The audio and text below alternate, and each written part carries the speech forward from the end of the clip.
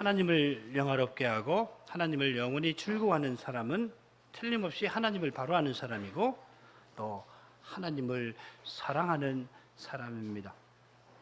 하나님을 사랑하는 사람이 하나님을 바로 아는 사람이고 하나님을 바로 아는 사람은 틀림없이 하나님을 전부로 알고 하나님을 즐거워하지 아니할 수가 없습니다. 하나님이 독생자를 세상에 보내신 것은 이처럼 하나님을 전부로 삼고 하나님을 즐거워하는 사람을 얻으려 하심인 것입니다. 독생자는 아버지와 동등이신 하나님이신데도 아버지를 사랑하셔서 자기를 비워 사람이 되셨을 뿐만 아니라 십자가를 지시기까지 낮아지셨습니다. 빌립보서 2장 6절 이하의 말씀 잘 알고 계시는 말씀입니다. 그는 근본 하나님의 본체시나 하나님과 동등됨을 취할 것으로 여기지 아니하시고 오히려 자기를 비워 종의 형체를 가져 사람들과 같이 되었고 사람의 모양으로 나타내셨으며 자기를 낮추시고 죽기까지 복종하셨으니 곧 십자가에 죽으심이라. 바로 이 말씀에서 사람이 하나님을 사랑하는 것이 무엇인가 환히 드러나고 있습니다. 말씀이 육신이 되신 사람 되신 그리스도의 삶에서 하나님을 아는 것이 무엇인지를 우리가 잘 배울 수가 있습니다. 베드로 사도는 그리스도께서 십자가에 죽으신 그 뜻이 무엇인가를 우리에게 이렇게 교훈하고 있습니다. 베드로전서 2장 21절을 읽겠습니다.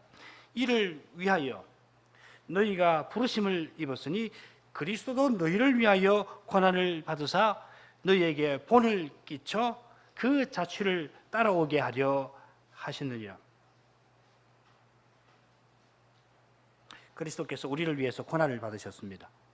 받으셨는데 우리에게 모범을 보이시고 그리고 우리가 주님을 따라갈 수 있게 하셨다 하였습니다. 우리가 그리스도를 본받아서 그리스도처럼 그리스도와 같이 살게 하시려고 주님이 십자가를 지셨다 하였습니다.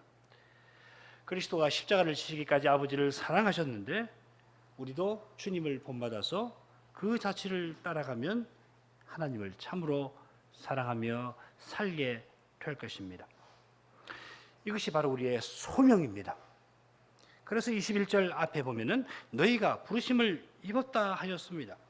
우리가 그리스도를 본받아 살아 하나님을 사랑하는 이것이 우리의 근본적인 소명입니다. 왜? 우리 각각 소명이 다 다릅니다. 방금 읽은 말씀도 그 단락을 살펴보면은 조금 위로 올라가면은 조금 구체적으로 누구에게 이 말씀을 전하느냐면은 사환에게 베드로 사도가 전합니다. 18절 보면은 사환들아. 그러니까 조금 전에 읽은 21절은 1차적으로는 베드로 사도가 사환들에게 베푸는 말씀입니다만은 그러나 사원들에게만 해당되는 말씀 아니고 우리 모두에게 해당되는 말씀이죠. 로마 시대에 종살이하던 죽음과 같은 삶을 살던 그 사람도 그리스도를 본받아 살아야 하고 21세기를 살아가는 자영업자, 신자본주의의 그 잔혹한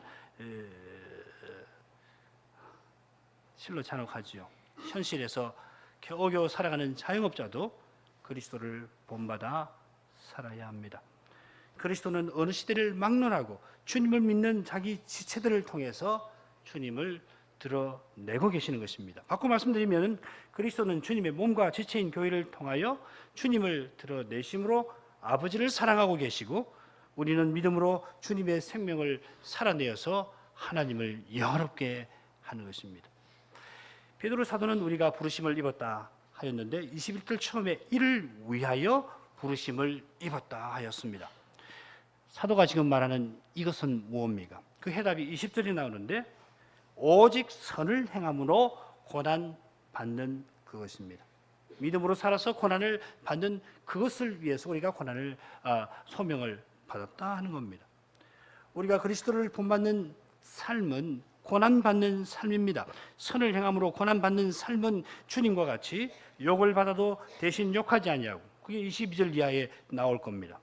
주님처럼 욕을 받아도 대신 욕하지 아니하고 고난받아도 위협하지 아니하고 다만 모든 현실에서 공의로 심판하시는 하나님 앞에 다 의탁하고서 그리고 자기는 하나님 말씀만을 쫓아갑니다. 가다없이 욕을 받아도 같이 욕하지 않습니다. 이유 없이 음해를 당해도 같이 쫓아다니면서 해명하려고 돌아다니지 않습니다. 당합니다. 그러나 주님은 다 아십니다. 그런 까닭에 주님은 나를 따라오려거든 자기를 부인하고 자기 십자가를 지고 날마다 나를 좇을 것이니라 하셨습니다. 주님의 십자가는 우리의 십자가와는 달리 그 몸으로 우리의 죄를 담당해 주시는 그런 독특한 것, 말씀이 육신이 되신 그분만이 질 수 있는 그런 것입니다마는 놀랍게도 주님의 십자가로 죄 사함 받은 우리도 주님의 생명을 이제 살아낼 수 있게 하신 것입니다. 우리가 믿음으로 행해서 고난을 받을 때마다 다 이해 못하지요. 왜 이렇게 하시는지. 죄를 지어도 고난을 받는다는 말이 베드로 전서에 여러 번 나옵니다만은 그건 그렇지요. 죄를 지었으니 고난을 받아야죠. 벌을 받아야죠. 국가 행정 당국에도 벌을 받아야 하고 이렇게 저렇게 받아야 마땅합니다만은 그런데 믿음으로 행하는데도 고난을 받습니다. 왜 받는 것일까요? 다 모릅니다. 우리 하나님 말씀에서 그래서 그렇구나. 그리스도를 살아내라고 그러시는구나. 그렇게 겨우겨우 이해하지만은 믿음으로 고난받는 그 현실에 들어가면 정말 견딜 수 없습니다. 그럴 때마다 그 고난에 주님이 함께 하시는 이 사실을 기억해야 하겠습니다. 믿음으로 당하는 고난 자체가 우리가 주님과 연합된 사실, 우리가 주님의 생명을 살아내는 그 사실, 그래서 주님처럼 하나님을 사랑하고 하나님을 영화롭게 하는 그 사실을 드러낸다는 그것을 바라볼 수 있게 되어야 하겠습니다. 하나님께서는 믿음으로 고난당하는 우리를 통해서 자기의 영광을 친히 나타내시는 것입니다. 믿음으로 살아서 고난당하는 우리를 하나님이 얼마나 사랑하시겠습니까? 무엇보다 하나님의 거룩한 사랑을 우리의 마음에 나타내 주셔서 우리로 구원의 확신과 하늘의 기쁨을 맛보게 하시지 않겠습니까? 내가 너를 사랑한다.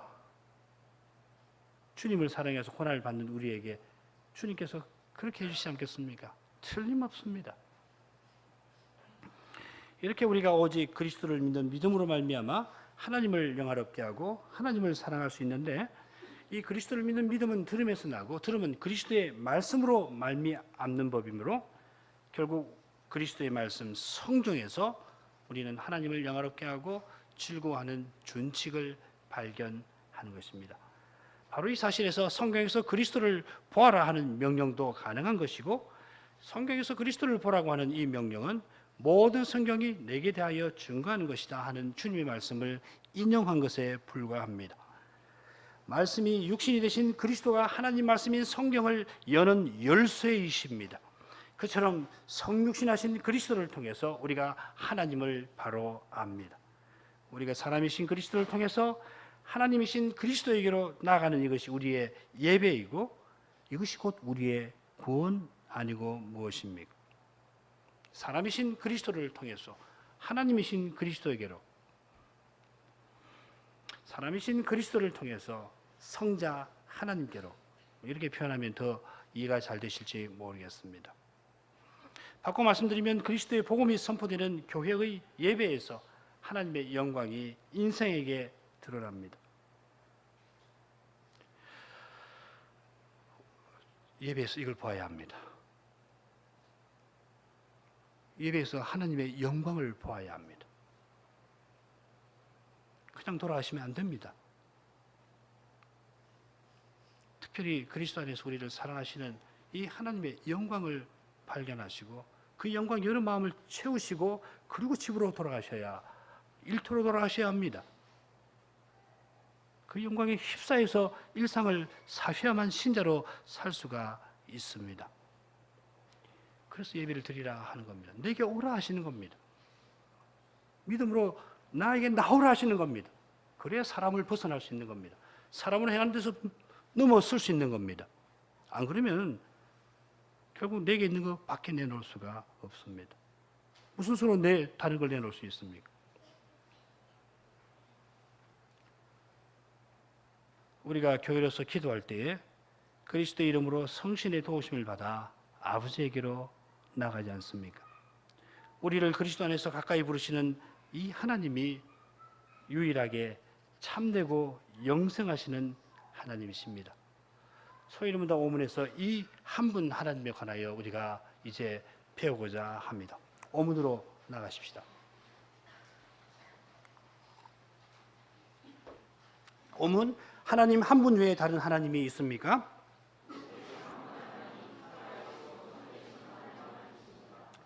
무엇보다 제 오문은 우리 살아가는 이 타락한 세상의 현실이 무엇인지 우리에게 잘 보여줍니다. 이 물음 자체가 그렇습니다. 고린도전서 8장 5절을 읽어보겠습니다. 고린도전서 8장 5절입니다.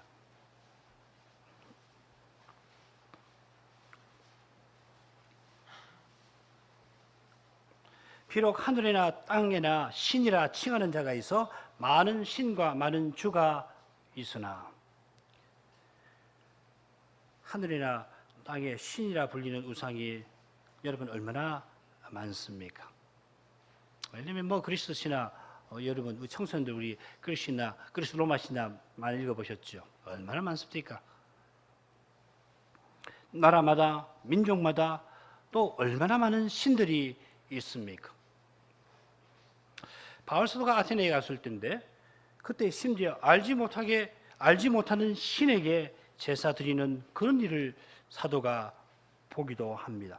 사도행전 17장 23절 상반절인데, 내가 두루 다니며 너희의 위하는 것들을 보다가 알지 못하는 신에게라고 새긴 단도 보았으니, 여러분 알지 못하는 신에게 바치는 제단이 있을 정도이면 얼마나 많은 우상을 섬기고 있는지 심각하고도 남을 믿지 않습니까? 이름을 다 붙이다가 더 붙일 수가 없어가지고서 알지 못하는 신에게. 16절을 보면은, 이 사도행전 17장 16절을 보면 고대 아테네 온 성에 사도는 우상이 가득한 것을 보고서 마음이 분하였다 하였습니다. 교회 여러분, 고대 아테네를 서양 문화의 발상지라, 서양 철학의 중심지라 부르지 않습니까? 현대인들이 추앙에 맞지 아니하는 서양 문화가 출발한 것이고 현대인이 살아가는 철학이 시작한 곳이 바로 이곳인데, 그런데 이곳이 우상으로 가득 차 있었습니다. 이 사실은 사람이 스스로는 하나님을 알되 결코 바로 알지 못한다는 것을 보여줍니다. 사람이 스스로는 더욱 어둠 속으로 추락할 뿐이라는 것을 보여줍니다. 그러니 알지 못하는 신에게까지 제사를 드리겠죠. 사람이 자기보다 못한 피조물을 신이라고 떠받든다면 얼마나 미련한 짓입니까? 그런데 이제 인류에게는 신이 필요 없다고 자랑하는 이 현대인은 과연 더 지혜롭게 되었습니까? 눈부신 기술 문명을 자랑하는 현대사회에는 우상이 사라져버렸습니까? 고대인들처럼 그렇게 눈에 보이는 우상을 만들지는 않습니다만은, 전혀 그런 건 아니지만은, 그래도 대체로 눈에 보이는 우상은 이제 만들지 않습니다만은, 그 지혜롭다고 하는 지성이 내놓은 가령 이기적 유전자는 대체 우상 아니고 뭡니까? 이기적 유전자라고 하는 것을 인정을 한다면 사람은 참된 자유를 박탈당한 꼭두각시 아니고 뭡니까? 사람이 스스로 무엇을 선택한다고 다 착각할 뿐이고 실은 그의 유전자가 그렇게 하도록 결정한 것이 되지 않습니까? 현대인이 하나님 주신 지혜로 최첨단 과학기술을 동원하고 고등 학문을 이용하여 소위 유전자를 발견했습니다마는 기껏 그 유전자 섬기는 대로 추락하는 것이 아니고 뭡니까? 그러므로 고대 아테네에서 바울 사도가 그런즉 너희가 알지 못하고 위하는 그것을 내가 너희에게 알게 하리라 하면서 유일하신 참 하나님을 전하고 부활하신 그리스도를 전한 것과 마찬가지로 오늘날 그리스도 교회도 사도가 전한 그대로 그리스도를 이 똑똑하다고 자부하는 현대인들에게 전하지 않을 수가 없는 것입니다. 바울 사도가 그리스도의 복음을 전해서 그리스도의 교회를 세운 것처럼 우리도 사도의 복음을 깨닫고서 거룩한 교회, 곧 하나님이 임재하시는 교회로 서 나가는 이것이 이 시대의 사명이 아닐 수가 없는 것입니다. 그리스도 밖의 세상에는 많은 하나님, 많은 신과 많은 주가 있습니다마는 오직 한 분 하나님께서는 그리스도의 교회에 임재하십니다. 아까 고린도전서 8장 5절 읽었는데 6절을 읽겠습니다. 그러나 우리에게는 한 분 하나님 곧 아버지가 계시니 만물이 그에게서 났고 우리도 그를 위하며 또한 한 주 예수 그리스도께서 계시니 만물이 그로 말미암고 우리도 그로 말미암았느니라. 6절 처음에 우리에게는 이 표현이 나옵니다마는 이 표현은 오늘날 유행하는 상대주의적인 그런 태도를 가리키지 않습니다. 오늘날 어떻습니까, 여러분? 나는 나대로 못 믿고 너는 너대로 믿으면 뭐 그만이지. 다른 사람 신앙에 상관할 게 뭐냐? 절대 신앙, 절대 진리, 그리고 오늘날 것이 뭐냐? 나는 나대로 믿고 너는 너대로 믿고 그렇게 믿고 마음의 평안을 얻으면 그만이지. 이게 오늘날 상대주의 아닙니까? 사도가 그런 뜻으로 우리에게는 하고 이 표현을 쓰지 않습니다. 바로 밑에 7절을 보십시오. 이 지식은 사람마다 가지지 못하여. 6절에서 사도가 전하는 이 말씀은 아무나 가지지 못하는 지식, 요컨대 참된 진리를 가리키는 겁니다. 이 지식이 있는 사람과 없는 사람은 전혀 다른 삶을 살게 되는 그런 지식입니다. 이 지식이 없는 사람은 평생 우상을 섬기며 살게 되는 거고, 이 지식을 가진 사람은 참 하나님을 섬기며 사는 것입니다. 그러면 우리에게 있게 된 그 진리가 무엇입니까? 첫째, 한 분 하나님이 계셔서 만물이 그분에게서 나왔고 그분이 우리의 목적이 되신다 하는 것입니다. 한 분 하나님이 계셔서 만물을 창조하셨는데 창조받은 우리 인생은 그 하나님을 위하여 존재한다, 산다 하는 것입니다. 이게 우리가 소위로 문답 1문에서 고백한 그 내용입니다. 핵심 내용이 그것입니다. 우리 인생은 우리를 지으신 하나님을 위해서 존재합니다. 하나님께서 하나님의 영광을 위해서 우리를 지으셨습니다. 인생이 한 분 하나님 창조주를 향하여 나아갈 때에 인생답게 존재합니다. 그런데 어떻게 하나님께 나아갈 수 있습니까? 어떻게 기도할 수 있습니까? 어떻게 예배할 수 있습니까? 그 말이죠. 어떤 식으로 하나님께 나아갈 수 있습니까? 그리스도를 떠나서 교회 밖에서 어떻게 하나님께 나갑니까? 하나님 어디 계신지 모르는데 하나님이 어디 계신지 알지라도 어떻게 나갈 거예요?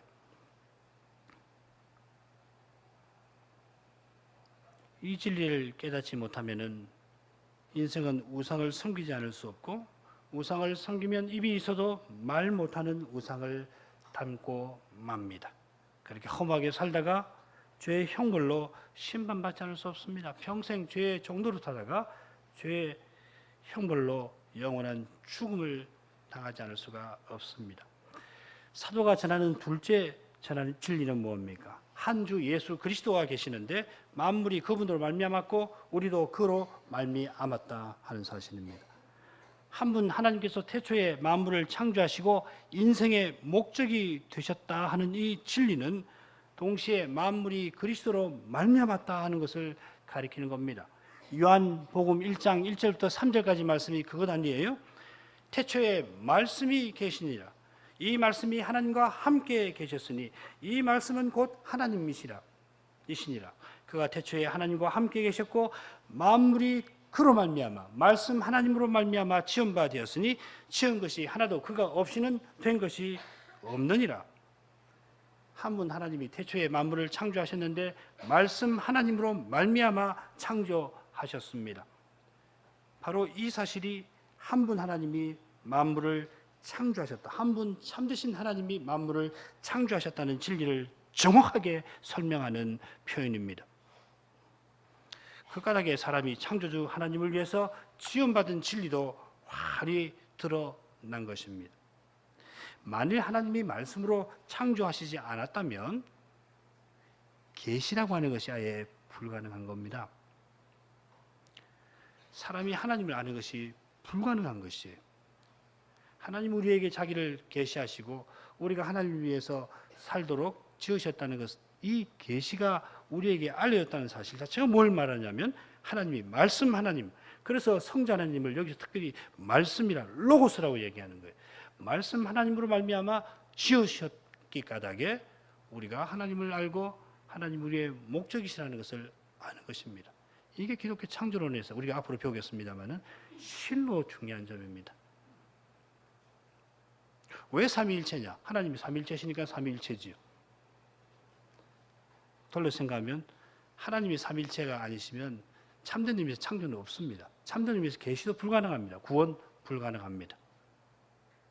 청소년 여러분, 혹시 청년 여러분, 삼일체에 대해서 말하자면 그분들이 조롱하듯이 말하면 기죽을 거 하나도 없습니다.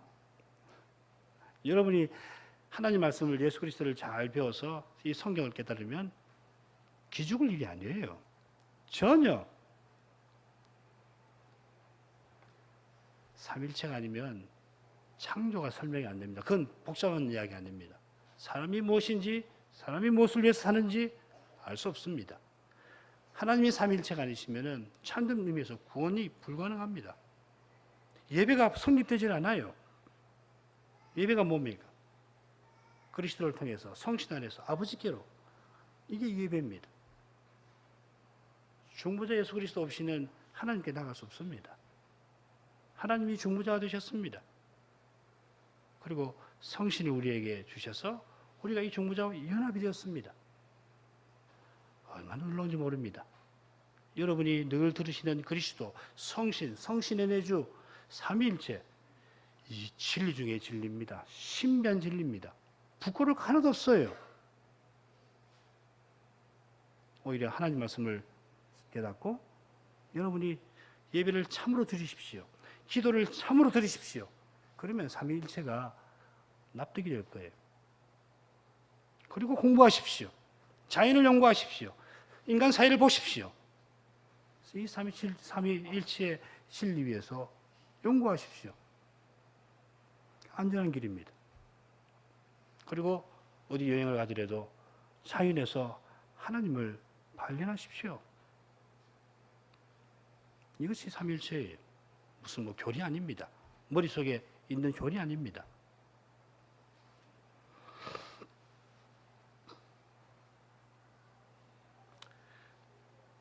마찬가지로 이 말씀 하나님이 육신이 되신 예수 그리스도로 말미암아 우리가 이렇게 존재하고 살아가는 겁니다. 이 보잘것없는 우리가 주님의 교회로서 존재하고 살아갑니다. 우리가 예수 그리스도로 말미암아 새 사람이 되어 창조주 하나님을 위하여 살아갑니다. 예배가 그것입니다. 딴 거 아닙니다. 교회로서 모여가지고 주일날 예배드리는 이걸 통해서 우리가 하나님께로 나가고 있는 것이에요. 하나님이 우리의 찬송을 기뻐하시는 겁니다. 교회로서 드리는 찬송을 하나님이 가장 기뻐하시는 거예요. 그러므로 예수 그리스도를 믿는 사람이 참된 의미에서 한 분 하나님을 바르게 고백하는 겁니다. 유대인들이 자기들은 이방인들과 달리 한 분 하나님을 믿노라 하였습니다마는 그러나 모세를 통하여 계시하여 주신 이 계시를 제대로 깨달을 수가 없습니다. 그 계시가 뭡니까? 들으라 이스라엘아 들으라 우리 하나님 여호와는 오직 하나님 여호와시니 너는 마음을 다하고 성품을 다하고 힘을 다하여 내 하나님 여호와를 사랑하라. 이 여호와께서 그들이 힘을 다하여 하나님을 사랑할 수 있도록 하시려고 메시아를 보내오셨는데 그들은 일신론 사상에 이끌려서 이 하나님이 한 분이시라는 계시에 이끌리는 것이 아니라 일신론 사상에 이끌려서 메시아를 십자가에 내어 주었습니다. 이거 무엇인지 아시죠? 그들의 일신론 사상은 나와 아버지는 하나이시니라 하신 예수님의 그 계시의 말씀을 용납할 수가 없었기 까닭입니다. 예수님이 하신 말씀은 그저 사상이 아니라 하나님의 계시입니다. 하나님이신 주님이 세상에 오셔서 친히 자기에 관해서 알려주신 진리입니다. 그러나 이 진리를 깨닫는 그 길은 인간의 이성, 사상에 있지 아니하고 성신의 감화에 있는 것입니다. 이 진리를 깨닫는 길은 인생이 자기가 죄인인 것을 겸손히 고백하고 하나님 은혜를 구하는 거기에 오직 달려있는 것입니다. 바로 여기에 한 분 참되고 사실은 하나님을 아는 길, 그 하나님을 배우는 길이 있습니다. 그 길이 바로 십자가에서 인생의 죄를 담당하신 그리스도, 말씀이 육신 되신 그리스도 그분이십니다. 말씀이 육신이 되신 그리스도가 하나님을 나타내셨는데 그리스도로 말미암아 삼위일체의 진리가 환히 드러났습니다. 제 6문으로 가서 묻고 답해 보도록 하겠습니다. 하나님의 신격에는 몇 위가 계십니까?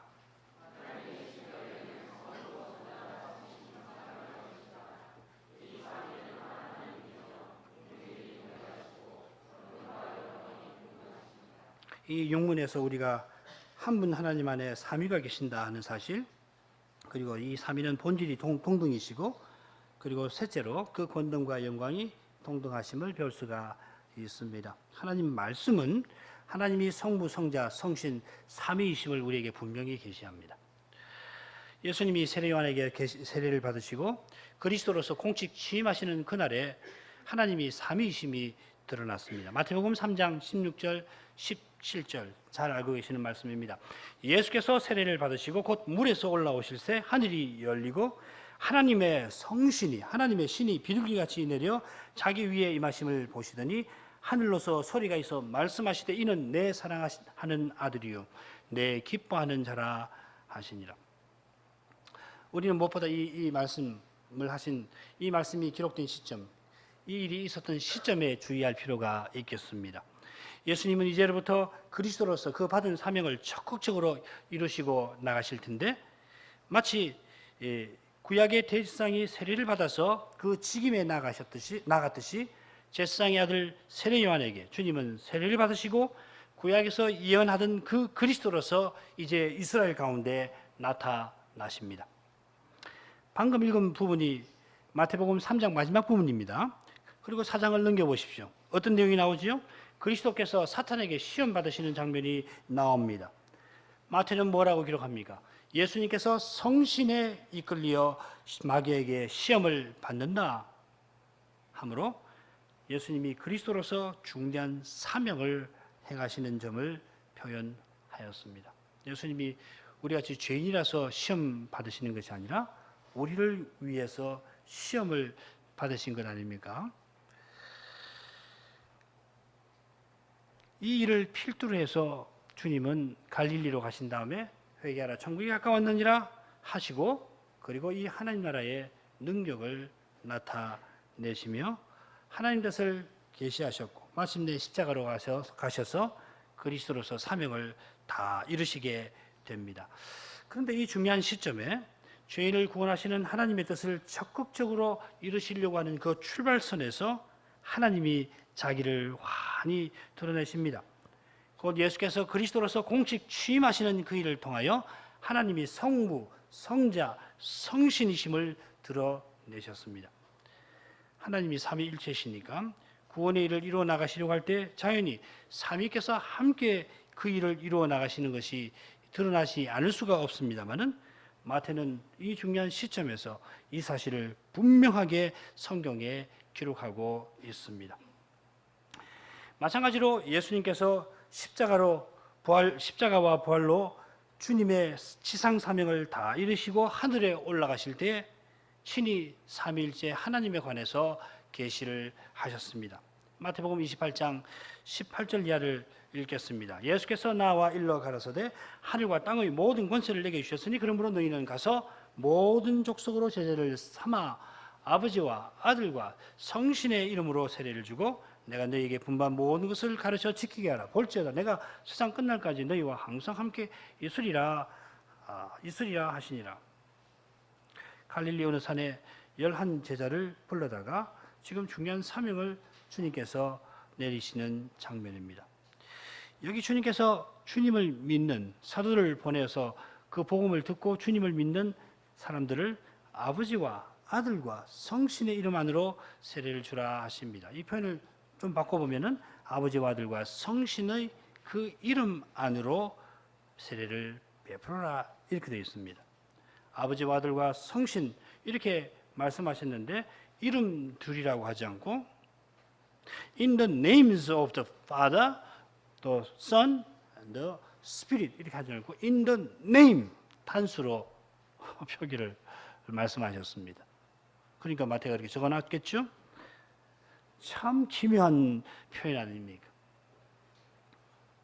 삼위일체를 고백하는 우리로서는 이제 그 의미가 무엇인지를 모르지 않습니다만은, 그러나 이 말씀을 읽을 때마다 참으로 신비한 마음을 감출 수가 없습니다. 얼마나 놀라운 일입니까? 그냥 일상적인 논리로는 이렇게 쓸 수 없는 거 아니에요. 삼위일체니까 이렇게 쓰는 거라고. 아버지와 아들과 성신의 그 이름 안으로 그리스도를 믿는다고 고백하는 사람을 세례를 주어서 아버지와 아들과 성신 하나님과 더불어 연합하게 하고 이 삼위일체 하나님과 교제하는 자리에 나가게 하라 하시는 겁니다. 이것이 바로 교회 아니고 뭡니까? 우리가 교회에서 예배를 드릴 때에 삼위일체 하나님과 교제하는 것입니다. 이 명령을 베푸시기 전에 주님이 뭐라고 하십니까? 하늘과 땅의 모든 권세를 내게 주셨다 하였습니다. 주님이 내게 주셨다 하셨으니까 주님에게 이 권세를 주신 분이 계실 겁니다. 누가 누구에게 이 모든 권세를 주셨습니까? 예, 아버지 하나님께서 부활하신 그리스도에게 이 큰 권세를 주셨습니다. 그리스도께서 하나님으로서는 이 권세를 언제든지 영원히 영원전부터 영원까지 소유하고 계시는 것입니다만은 지금은 사람으로서 아버지에게서 이 권세를 받으셨습니다. 그 목적은 잘 알고 계실 겁니다. 그리스도의 몸과 지체인 교회를 세우려고 이 권세를 받으셨습니다. 우리의 유익을 위해서 받으셨습니다. 그리스도의 교회가 어디에 섰다 하는 이 사실이 이런 큰 뜻을 담고 있는 겁니다. 어디에 거룩한 교회가 존재한다. 그 사실에는 적어도 그리스도가 부활하셨다는 사실, 부활하신 그리스도가 모든 권세로서 통치하고 계신다는 사실, 그 통치를 통해서 하나님의 영원한 경륜을 이루어 가신다는 사실이 적어도 담겨 있습니다. 제가 적어도라고 말씀을 드리면서 세 가지를 말씀을 드렸습니다. 에베소서 3장에서 바울 사도는 교회를 통하여 하나님의 각종 지혜, 모든 지혜가 하늘의 천사들에게 알려지고 있다 하지 않습니까? 그리스도 교회는 그리스도 안에서 이렇게 신비한 것입니다. 여러분 각각이 믿음으로 그리스도와 연합되고 함께 그리스도의 몸을 이루고 사시는 일이 이렇게 놀라운 것입니다. 오늘 낮에도 말씀드렸습니다마는 여러분이 서로를 어떻게 대하셔야 하겠습니까? 여러분이 믿음의 눈으로 서로를 본다면은, 함께 그리스도의 몸을 이룬 여러분 자신을 보신다면은 거기에서 그리스도의 영광을 보실 수가 있을 겁니다. 예, 우리가 다 연약합니다. 우리가 부족합니다. 우리가 실수와 결핍이 많습니다. 그래 그 영광을 매우 조금밖에 드러내지 못합니다. 그래서 서로에게 상처를 주고 슬픔을 안겨주고, 집에서도 마찬가지고, 예, 그렇죠. 사실입니다만은, 그러나 믿음의 눈에는 이 그리스도의 영광이 실로 경이로운 것으로 나타날 것입니다. 그것이 매우 작은 것일지라도 만일에 그것을 보는 눈이 있다면, 믿음의 눈으로 그것을 본다면 이 세상에서 발견할 수 없는 그런 빛을 거기서 보는 것이에요. 믿음은 그것입니다. 그리고 이것을 본다면은 서로를 대하는 태도에서 근본적으로 달라지지 않을 수가 없게 될 것입니다. 주님의 교회에서 한낱 사람으로 행할 수가 없게 될 것입니다. 곁에 있는 형제를 무시하는 일 생각조차 할 수가 없을 뿐만 아니라 사도가 교훈하는 대로 그리스도께서 위하여 목숨 버리신 형제로 귀하게 여기고, 저 형제가 있어서 내가 주님의 지체로 존재할 수 있구나 하고 고백하게 될 것입니다. 부활하신 주님께서 이런 권세를 아버지에게서 받아서 이런 놀라운 일을 이루고 계시는데, 틀림없이 그 일을 이루시겠다 하는 뜻으로 내가 세상 끝날까지 너희와 항상 함께 있으리라 하셨습니다. 여러분, 사람이신 예수님이 어떻게 우리와 항상 함께 하실 수가 있습니까? 사람이신 그리스도가 어떻게 가능합니까? 사람으로서 예수님은 여전히 하늘 아버지 우편에 계십니다. 우리가 다시 주님을 배울 때까지 하늘은 그분을 마땅히 받아둘 것입니다. 사도행전 3장 21절 그거 아닙니까? 만유를 회복하실 때까지는 하늘이 마땅히 그를 받아 두리라. 예수님이 아버지 보좌를 떠나시는 일이 없습니다. 우리는 주님이 사람으로서는 하늘에 계시면서도 동시에 어떻게 우리와 함께 하시는지 우리는 이미 알고 있습니다. 그 일을 위해서 주님은 그리스도 영으로, 성신을 그리스도의 영으로 우리에게 부어 주셨습니다. 요한계시록을 보면은 마치 그림책을 보듯이, 이 장면을 마치 그림책 보듯이 우리에게 제시하고 있습니다. 요한계시록 5장 6절을 읽어보겠습니다.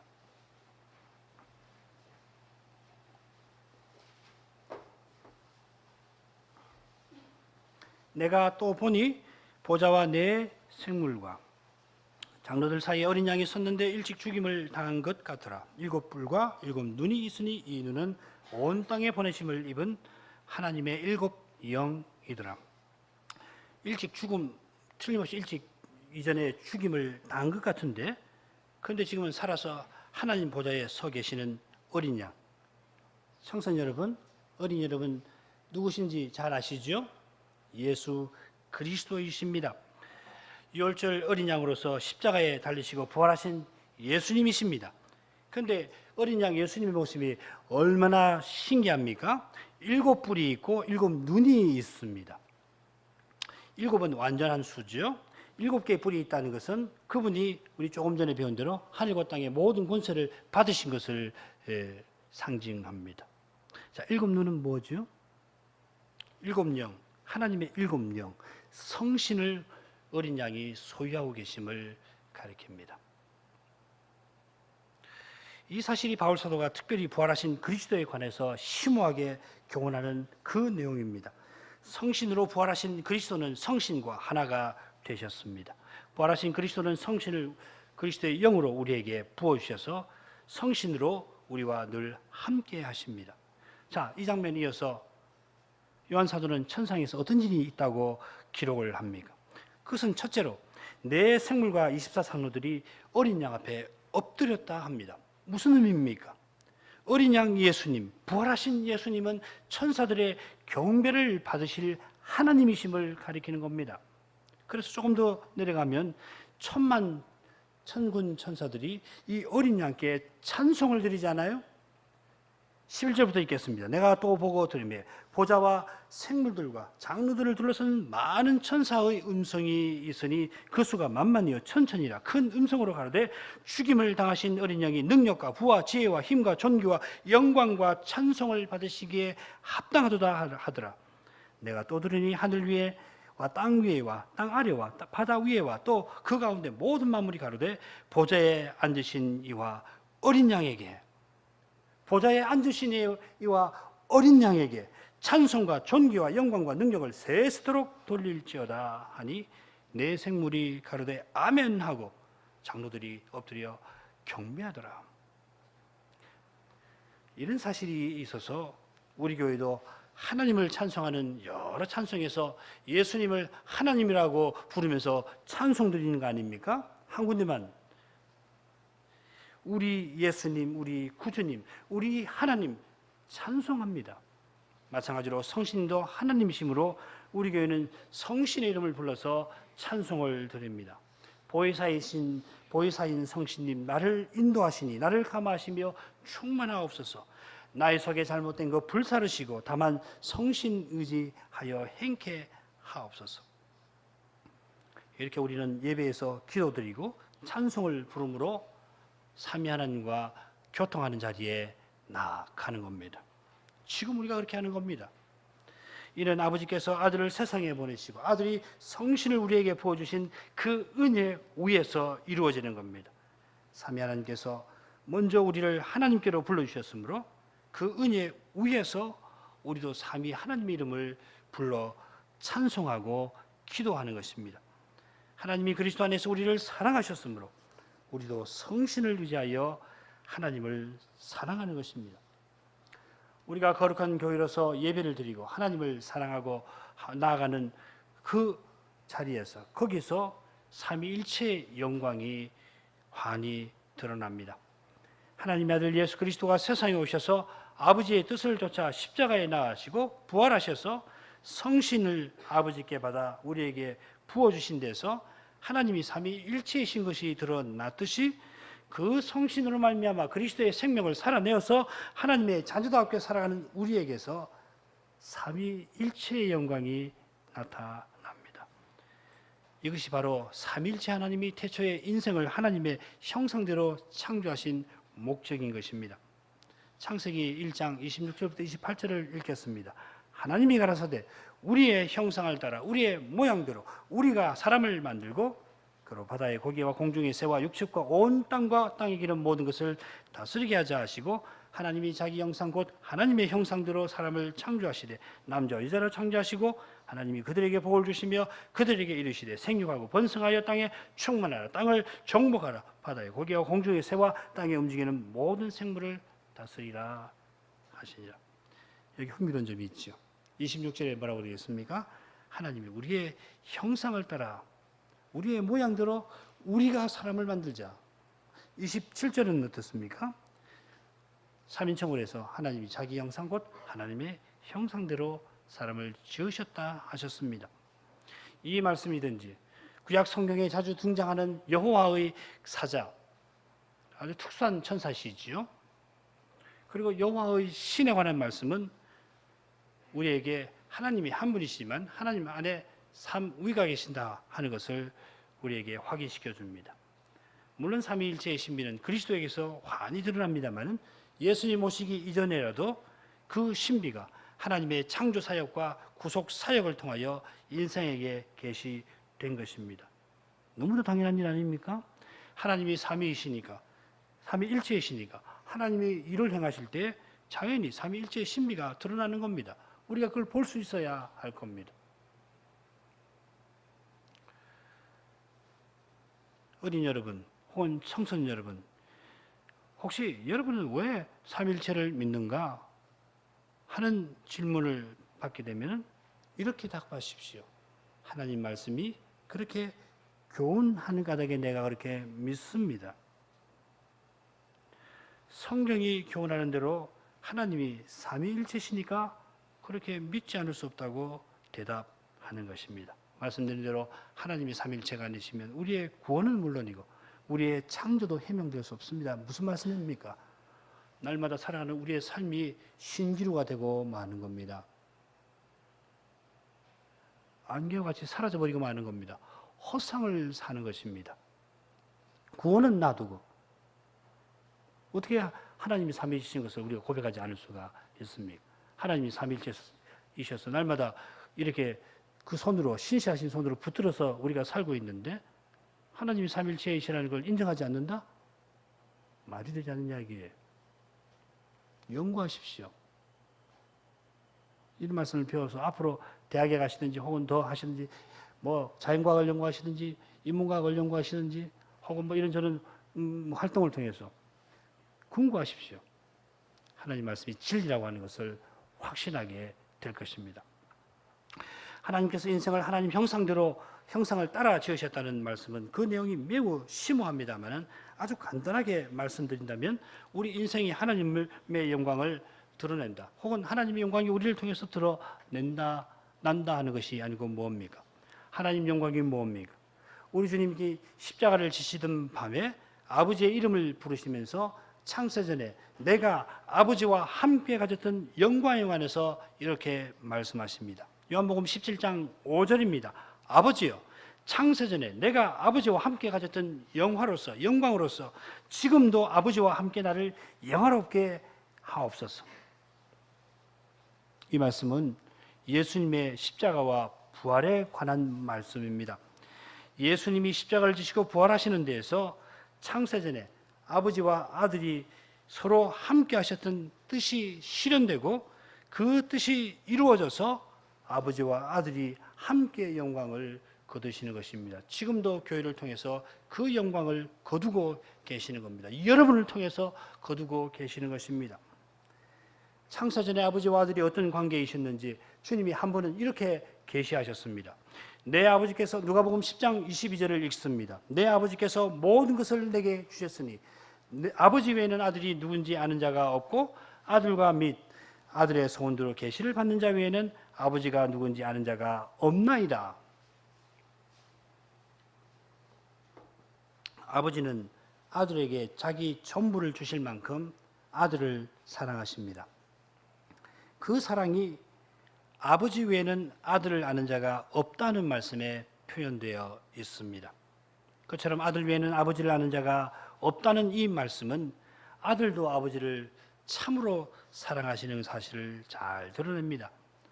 과연 아들은 아버지에게 버림당하실 만큼 아버지의 뜻을 순종하셨습니다. 전부를 아버지께 다 드리셨습니다. 이 기도를 드리실 때 예수님은 성신으로 기뻐하셨다. 그렇게 누가는 기록합니다. 아버지도 성신으로 아들에게 모든 것을 주시고 아들도 성신으로 아버지를 사랑하셨습니다. 삼위일체의 이런 신비를 깨달은 요한 사도가 하나님은 사랑이심이라 하였던 것입니다. 그런데 우리 주님의 기도에서 놀라운 사실 하나가 드러납니다. 아버지와 아들이 성신 안에서 이처럼 누구도 개입할 수 없는 배타적인 사랑의 관계를 맺고 계시는데, 그런데 이제 아들의 소원대로 계시를 받는 자도 아버지를 사랑하는 자리에 이르게 된다 하는 말씀입니다. 이것이 우리가 지난 주일에 요한일서 4장에서 배운 주제일 것입니다. 요한일서 4장 12절부터 16절을 다시 읽겠습니다. 어느 때나 하나님을 본 사람이 없으되 만일 우리가 하나님을 사랑하면 하나님이 우리 안에 거하시고 그의 사랑이 우리 안에 온전히 이루느니라. 그의 성신을 우리에게 주심으로 우리가 그 안에 거하고 그가 우리 안에 거하시는 줄을 아느니라. 아버지가 아들을 세상의 구주로 보내신 것을 우리가 보았고 또 증거하노니 누구든지 이 예수를 하나님의 아들이라 시인하면 하나님이 저 안에 저가 하나님 안에 거하느니라. 하나님이 우리를 사랑하시는 사랑을 우리가 알고 믿었노니 하나님은 사랑이시라. 사랑 안에 거하는 자는 하나님 안에 거하고 하나님도 그 안에 거하시느니라. 이 부분 지난 시간에 설명해 드렸으므로 자세한 내용 생략하겠습니다. 여기 삼위 하나님의 성호가 다 등장하는데 우리가 하나님 안에 하나님이 우리 안에 계시는 이 놀라운 사실과 관련해서 계속 등장하고 있습니다. 우리가 서로 사랑하면 하나님이 우리 안에 계십니다. 성신을 주셔서 우리가 하나님 안에 하나님이 우리 안에 계시고 우리가 그것을 알게 됩니다. 압니다. 예수님이 하나님의 아들 그리스도라고 참으로 고백하는 사람은 하나님이 그 안에 그가 하나님 안에 거합니다. 이 모든 표현이 예수를 하나님의 아들 그리스도라고 고백하는 교회, 성신이 부어진 교회, 하나님을 예배하는 교회와 신자에 관한 말씀이 아니고 무엇입니까? 여러분에 관한 말씀이 아니고 무엇입니까? 그런데 16절에 이 교회와 신자를 뭐라고 합니까? 사랑 안에 거하는 자라 합니다. 12절에도 마찬가지로 우리가 서로 사랑한다 하였습니다. 교회 여러분, 그리스도의 생명을 살아내어서 거룩한 사랑을 발휘하십시오. 그 사랑을 통하여서 하나님이 삼위일체이심을 드러낼 수가 있을 겁니다. 여러분의 마음에 그 신비의 영광을 비추어 주실 겁니다. 거룩한 사랑으로 사랑하는 여러분을 통해서 삼일체의 영광이 드러나는 것입니다. 여기서 사람의 제일 되는 목적이 이루어집니다. 우리가 인생으로 사는 보람을 거둘 수 있습니다. 사람으로서는 사랑할 수 없는 그런 형편에서도 성신을 의지해서 그리스도의 사랑을 나타내므로 아버지의 온전하심을 본받도록 힘쓰십시다. 괴로운 마음을 품고서 까닭없이 미워하는 사람을 사랑할 수 있게 해달라고 기도하는 여러분을 통해서 하나님은 틀림없이 그 영광을 나타내실 것입니다. 기도하겠습니다. 거룩하신 하나님 말씀에서 부활하신 그리스도께서 교회를 친히 세워가시는 데에서 삼위일체의 신비에 대해서 배울 수 있게 하심을 감사하나이다. 저희가 실로 아무것도 아니지만은 이런 저희를 주님 사랑하셔서 우리를 위해서 십자가를 지시고 이제도 부활하셔서 성신으로 주님의 생명을 내려주시는 까닭에 이 연약한 인생들이 믿음으로 주님을 나타낼 수 있게 하셔서 친히 삼위일체의 신비 중에 신비를 나타내시옵나이다. 저희가 거룩한 사랑으로 사랑하는 데에서 하나님을 더욱 깨닫게 해 주옵소서. 사람으로서는 사랑할 수 없는 그런 형편에서 사랑할 수 있게 해 주실 것을 고통 가운데 기도함으로 하나님이 사랑이심을 맛보게 해 주옵소서. 그 거룩한 사랑으로 저희 약한 마음이 힘을 얻고 저희 더러운 마음이 씻음을 받게 하옵소서. 사랑이신 하나님이 저희 마음을 채우시옵소서. 사랑이신 하나님만을 사랑하게 하옵소서. 그래서 마침내 사랑을 나타낼 수 있게 하옵소서. 예수 그리스도 이름으로 기도하옵나이다. 아멘.